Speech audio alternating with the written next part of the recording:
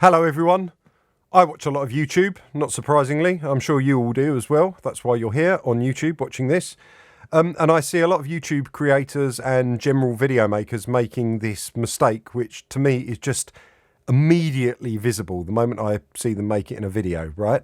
What I've got here to demonstrate this mistake is a picture of my guitar. One of my guitars, it's my 58 Strat, very nice. That's not anything to do with this video, it's just a picture I had, and basically what I've got is I've got it zooming in over time. So you whack a photo on a timeline and you do some sort of slow zoom. All right, and then the next thing I've got here is a bit of text that says this is some text, which is just moving from the right hand side to the left hand side. Something again you might want to do, not like that, that looks crap. But what's wrong with that, you might say? Well, there's nothing wrong with that. We got a nice photo that zooms in, and then we got a bit of text that goes along the screen. The only problem comes with the fact that we've got these animation keyframes that say where we want it to start and where we want it to end, and we've got the same here with the photo. We've got a position, a scale, which changes over time. That's all very fine, you know. But if I now go to the effects here and I look for transitions, I might want to say do a dissolve. So I'm going to do a cross dissolve between these two. Okay, now look at it. See if you can spot the problem.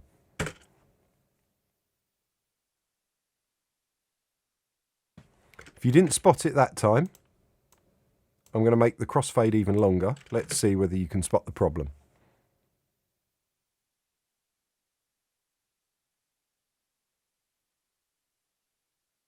Now, if you can't spot it, you know, I'm not calling you any names for it, but this is the problem. As it's going along here, you can see that text come in on the side. And the text is static because the animation keyframe for it to move actually starts here at the point that we previously had before the dissolve. So the animation keyframe actually starts here where you're seeing this text. But with the dissolve on it, actually you're starting to see the text a little bit before it comes in. And then when you get to here and it's now past that line where you've changed the text, you're still seeing the guitar a little bit. So you've got this nicely zooming in guitar, but then a bit of static text. And then you get to that point there, and suddenly the text moves, and now the guitar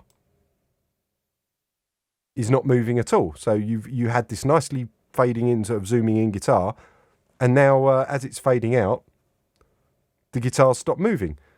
And that is because when you put a crossfade on something, you're actually extending this bit of video to last up to the end of the crossfade, and you're extending this second bit of video to start before itself at the beginning of the crossfade. So we now need to move our animation keyframes to basically match that crossfade. So now if I hit play,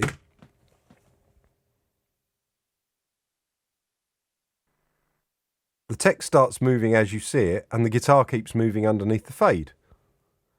Now, it might not seem like very much at all, but I see that constantly across YouTube videos. I've made that mistake myself back in the early days of editing years and years ago.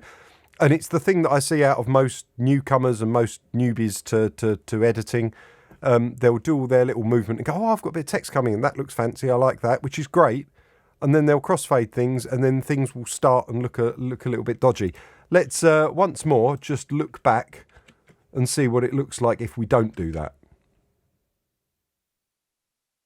So you can see how the guitar seems to come to a stop, and the text is stopped. The guitar comes to a stop, and then the text moves, and it just looks a little bit jerky, to be honest. I don't like it. Whereas you change those and put them back. I'm just redo them and move them under the crossfade, and now it all looks very, very smooth. So yeah, that's my very short tip of the day, and hopefully one less person who watches this video will make that mistake, and if I watch their video I won't be there going, no, why did you do that? So yeah, please subscribe, please like the video if you like it, and I'll be back with something else very soon. Bye.